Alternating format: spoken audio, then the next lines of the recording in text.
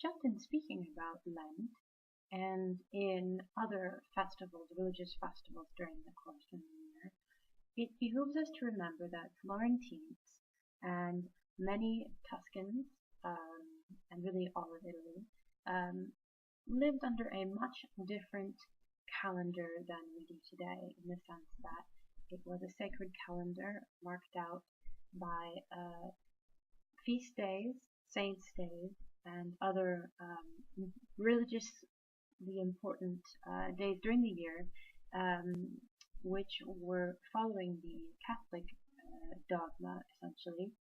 And even the year itself started on a different day. The Florentines in particular followed a calendar which is called the Ab Incarnazione, which is in that the first day of the year actually starts on the 25th of March, while a good portion of the rest of Europe was starting on the 1st of January for many of the inhabitants of the continent, the exception being also in England, who also followed a slightly different old style version of calendar before the calendar was completely revised in the mid 18th century.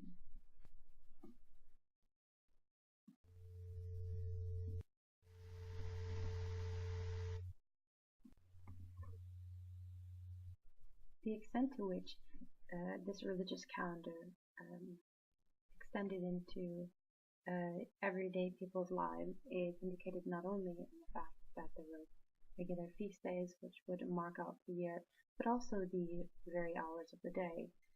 If we recall that in the 16th century, 17th century, timepieces are becoming more widespread, but they aren't in any case extremely regular or reliable at this point, and the hours are marked by the tolling of church bells, so you never want to be too far away from the campanile, which is the bell tower, as you see here in this bird's eye view of Vallombrosa Abbey, which is near Florence. And these hours would mark out the days not only of, for example, monks and other religious penitents such as nuns or members of other religious orders, but for everyday people to help essentially give structure to their day in a way that we no longer find applicable.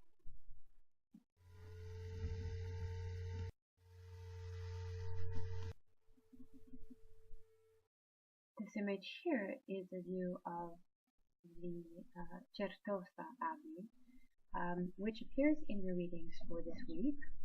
It is mentioned by Fynes Moryson, who you'll be reading, as being one of the most spectacular, beautiful abbeys he has ever seen. Now, Fynes Moryson, which I'll mention later again in lecture, was an Englishman, and we have to keep in mind that abbeys of this structure did not exist anymore in England, having all been destroyed underneath the reign of Henry VIII. But it's easy to see why he and many other travelers would remark upon its particular beauty. Not only is the church structure itself exceptionally large and incredibly detailed, but it is impressive for its sheer size and also received for all the living quarters of some of the more illustrious members of this particular abbey. Abbeys and monasteries were not only a place of retreat from the world for those who had a particularly strong religious persuasion, but they were also a convenient way for certain noble families to shuttle off their either daughters to cloisters or sometimes their sons, who were second or third sons, for example, to find them a place that would preserve their social status while also providing for their subsistence, meaning that they would take the economic pressure off of the family. And so we find that these structures end up going rather grand because they receive a lot of quite frankly, donations from some of these families in order to maintain their relatives and style, but also just as a sort of getting in good with God kind of gesture, in the sense that you're almost paying a sort of forward on your eventual spiritual deliverance, in that way that you are helping beautify God's places on earth, and you will hopefully receive your reward in heaven for having done so.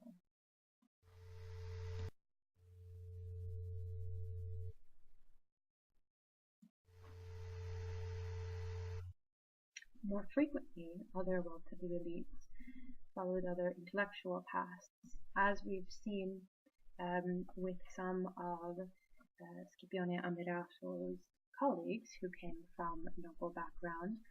Some men would take the route of satisfying their intellectual pursuits through academies, and sometimes even finding gainful employment that way for those of them who were not independently wealthy. Others would receive training at the universities, which in Italy and in Tuscany in particular there were several, the most well known of which was the University of Pisa, which was established in the 14th century and received regular patronage from the Grand Dukes.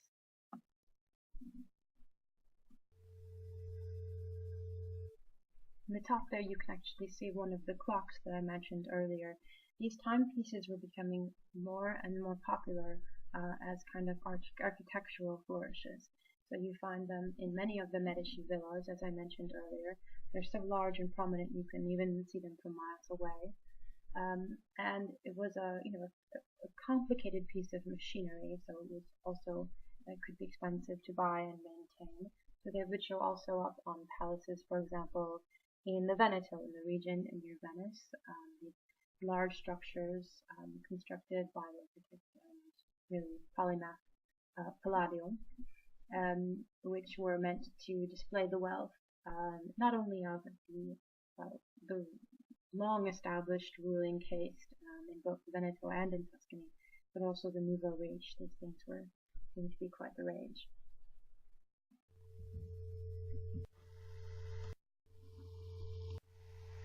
But even if artificial methods of timekeeping were becoming ever more popular and widely used, the Catholic calendar, with all of its feast days, was not to be meddled with.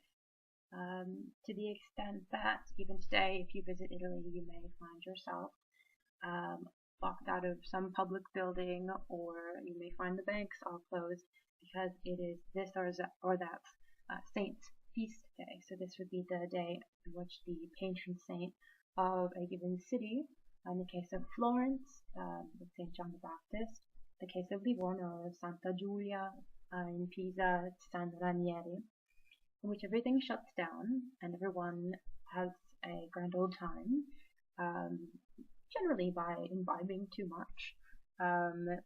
Sometimes there's a traditional food that is served on the day, but more often there is some sort of spectacle going on. And these are important events for people to essentially congregate together, ostensibly also go to Mass and go to church, but more frequently for these types of large outdoor events which draw huge crowds. They would be certainly money makers for the local economy, in the sense that you'd have all sorts of small shop owners and other people who were selling food and wine and that sort of thing, a bundle on the day. But really they were just a means also of enjoyment. What you see here is the very famous Palio of Siena. This is a horse race, as you can tell, in which traditionally the riders go around the ring bareback, so without a saddle, at breakneck speed. These are horses and riders who have been training for months for just this race. The city is broken up into several districts which compete against one another. They'll have their own flag and symbol and colors. In recent years, it has still been continued to be hosted twice each summer.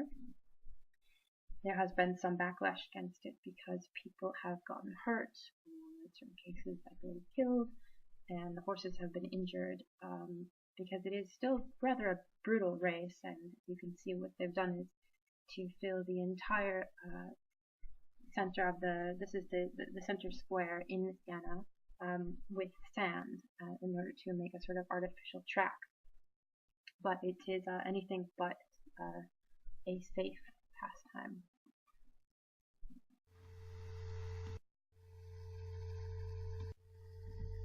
In the case of Florence, on the other hand, one of the more popular pastimes for really elites and commoners alike was the Calcio Storico Fiorentino, the Calcio Storico as it's called now. At that time it was just known as Calcio. Calcio translates to football, or to soccer in the American version, and it is anything but like the soccer we play today, however. This was a tradition that had been nearly always practiced in one form or another in Florence in the later Middle Ages and also in Renaissance Florence, in the form of regular matches between groups of young men tossing the ball sort of back and forth. It became more regularized in the 17th century. In the 16th century is when you have the city being redistricted. It used to be divided into sections of sestiere. It's redistricted into 4 sections of quartiere, and each of these 4 sections has a team with its own colors and its own symbol, and they battle it out. It's one of the ways that we see the state sort of redirecting some of the traditional forms of violence that had helped to settle disputes and settle scores in Florence and Tuscany during the Middle Ages and into the early Renaissance period. Over the course of the 16th, 17th centuries, the legal system is expanded in Florence, meaning that there are more courts, and there is a greater emphasis put on maintaining public peace for reasons which are now obvious. Just as the warring families in the 13th century caused a general backlash over the outbursts of vendetta and revenge that were threatening to tear the city apart. In the 16th century, private acts of violence are still rather commonplace. We remember from Cellini's autobiography, we see him continually getting into scrapes over his honor or over some perceived slight, and the way that he often chose to settle those problems was with his own form of personal retribution of the violence. You don't go generally seeking a lawmaker. That's something that's going to start changing more and more over the course of the 17th century. But for everyday kind of outlets, you have games, you have ritualized forms of, especially at the upper level of society and among the elites.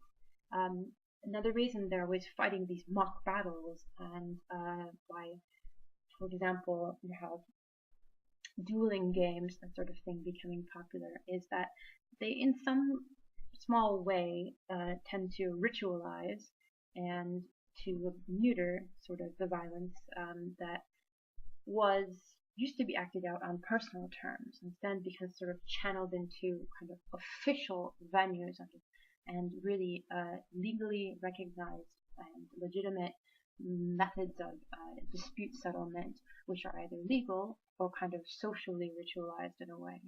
The case with Calcio, for example, is that it's an extremely violent sport. It's not just kicking the ball from one end to the other. You have players who are running with the ball, who are allowed to use any sort of violence possible to get the ball from one end of the court to the other.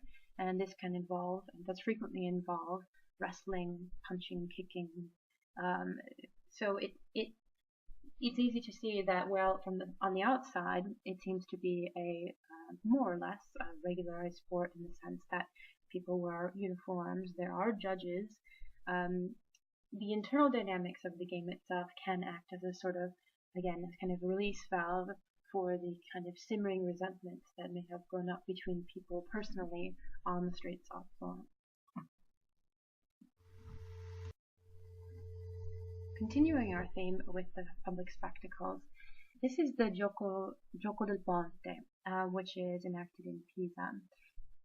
Much like the indoor mock water battles that were taking place at the Palazzo Pitti, you also have reenactment of battles on the Arno in Pisa, and you have this game as well, which is the Gioco del Ponte. The Gioco del Ponte is a game which is played out again between teams from quarters of the city who choose their strongest men, who train essentially the entire year, and then on June 16th, I believe, for the feast, and it's a feast day, of San Raniere, these teams march through the city to much music and bands and quite a bit of drinking, and it's very convivial, and they come down to defend the honor of their individual quarters by trying to push a wooden boat across a bridge. It is a delightful thing to see.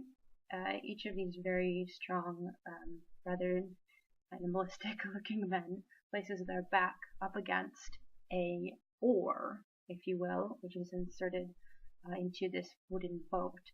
And the idea is by pressing their backs against these oars, to push the boat all the way to the other side of the bridge so that it knocks down the opposing team's pennant. It's a little bit like the inverse of a game of tug of war. And this is again one of the ways that you see over the 17th century court or spectacle really ritualized sort of social spectacle working itself out not only at court, not only in sort of private locales, but also very public ones, in which there's a really free mixing of many different kinds of people who are able to witness this event. Obviously, some people are watching, as you see, from the rooftops, other people cover their palazzi and have a perfectly good view of what's going on below. But there is an occasion, for example, for people to celebrate not only the feast day of their patron saint of the city, but also to interact socially with many other groups, not only from their particular city, in this case Pisa, but also many came in from the surrounding countryside. In Livorno, quite a different form of palio was acted out than the one that's put on Siena, because it's a palio that takes place in the water. This is the Palio dell'Antenna, which again reenacts a scene from Medicene, if you will, history, from Tuscan history, when the order of the Knights of St. Stephen were able to capture the Ottoman banners from the Ottoman ships in the Battle of Lepanto, which, as we recall, is a turning point in Mediterranean history in which you have Christian forces, of which the Tuscan navy was one, crushing this enormous armada of Ottoman ships. And so it's been a cause for repeat celebrations of that particular day, both at court, so we see it in elite settings, but also in this rather kind of common setting. So the idea is essentially that you have different, again, quarters of the city competing against one another to win this game between sort of boat race.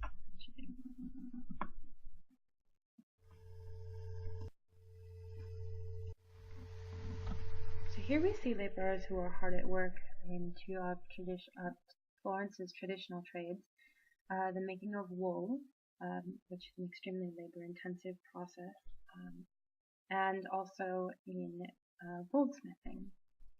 As we recall, Benvenuto Cellini was a very famous goldsmith, and the work on the right was meant to depict him, supposedly, crafting the crown of the Grand Dukes. That may or may not actually have been the case, but that is the story which has been attributed to this particular workshop. It's important to recall that there are many different sectors of Florentine society which are interdependent. If you take the workshop, for example, a goldsmithing workshop would often work in tandem with other artists' workshops. For example, if you have painters who are putting together a triptych, which is a three-panel piece of religious imagery featuring generally the Madonna and certain saints, that is going to be placed in a church. The gold work on that piece of art, religious artwork, whether it was in the form of painting the gold or sort of a gold inlay that might go around part of the frame, might have been done by a goldsmith. So in one particular type of workshop, an artisan's workshop, you may have 2 or 3 different kinds of artists actually working together. You'd also have different levels of artisans. We'd have them generally a master who may or may not have been there, which is why we see, for example, like workshop of Vasari, which means that generally students of Vasari, people who were studying with him, would have produced this given work, the one that's on the left, this depiction of the Florentine woolworkers. Both of these works are actually found in the Palazzo Vecchio, in the Studiolo, which is like the little study room of Francesco I.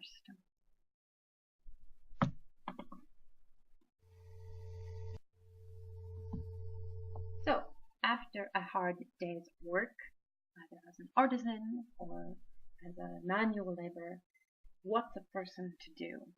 Well, if you're a male, for example, and you are an adult with any kind of money, or even a youth who looks mostly like an adult, you might stop by the local tavern or osteria on your way home. An osteria is a place where you might find a room for the night. So when you read Fynes Moryson and he mentions that he stopped in at a country inn, what he actually means is sort of an osteria, generally speaking. So you could rent a room, you could have a very simple meal which would feature the regional specialties, and you could also have a fair amount of wine to drink. They're often very convivial places.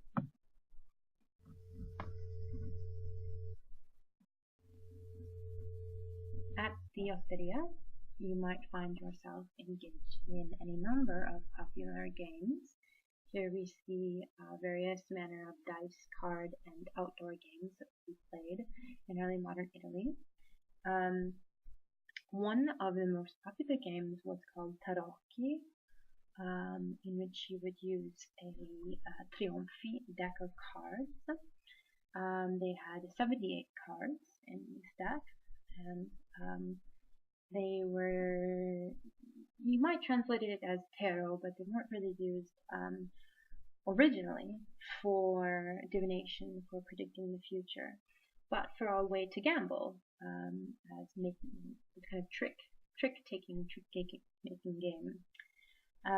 Gambling was extremely popular, and you'd have people playing at dice for gambling. In later years, public lotteries would become ever more popular as a way not only for people to have a little bit of fun, but also for the state to make some money.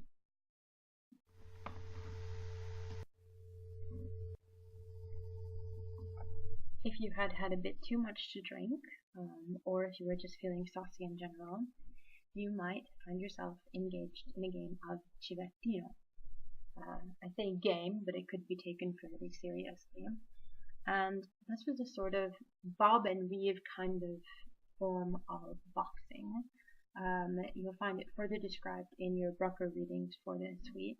This is a plate that actually comes from the 15th century, which might have been given to a family on the occasion of the birth of their child.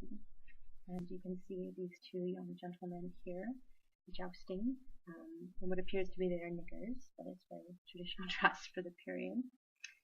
And this was a game which could be used to gamble on or to settle scores.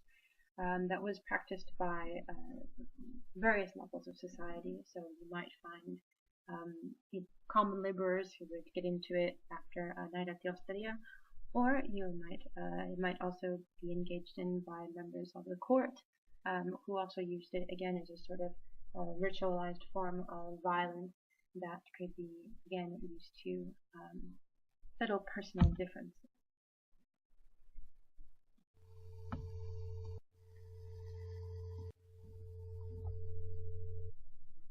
Finally, I'll just briefly mention a form of dispute settlement, you might say, but also of entertainment, surely, that was known as the Charivari, which essentially was a form of public shaming that would be enacted mostly in rural villages, but you also might find it happening in a street corner in Florence.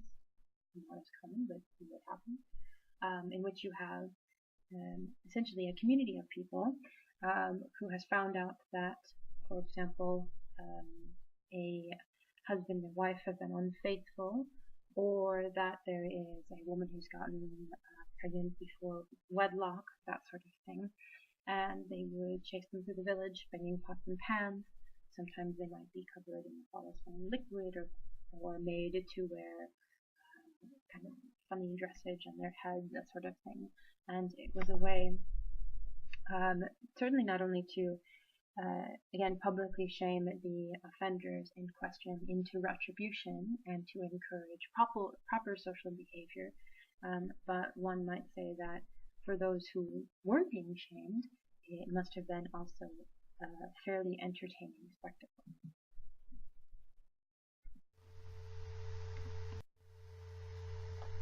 Our primary source reading for this week is the itinerary written by Fynes Moryson. Fynes Moryson, again, is an Englishman. He comes over to Italy out of a genuine interest in traveling.